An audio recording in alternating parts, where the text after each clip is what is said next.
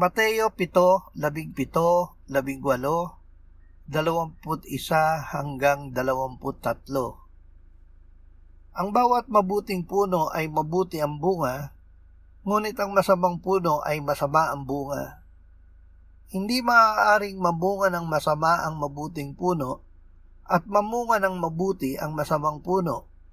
Hindi lahat ng nagsasabi sa akin, Panginoon, Panginoon, ay papasok sa kaharian ng langit, kundi ang gumaganap ng kalooban ng aking Ama na nasa langit.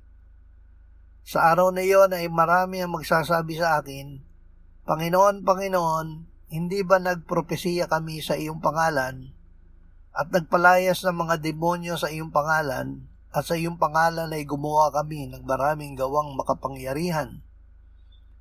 At kung magkagayon ay ipahahayag ko sa kanila, hindi ko kayo kilala kailanman, lumayo kayo sa akin, kayong mga gumagawa ng kasamaan.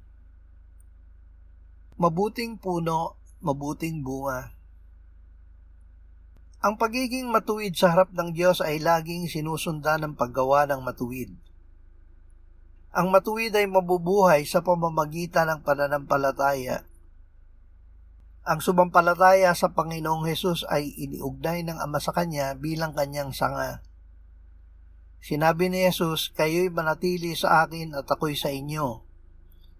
Gaya ng sanga na hindi magbubunga buhat sa kanyang sarili, malibang nakakabit sa puno, gayon din naman kayo, malibang kayo'y manatili sa akin.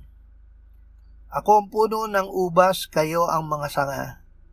Ang nananatili sa akin at ako'y sa kanya ay siyang nagbubunga ng marami. Sapagkat kung kayo'y hiwalay sa akin ay wala kayong magagawa. Tayo ay naging mabuting sanga dahil nakaugnay kay Jesus ng mabuting puno. Ang bunga ni Jesus ang bunga natin, kaya't mabuti ang ating bunga.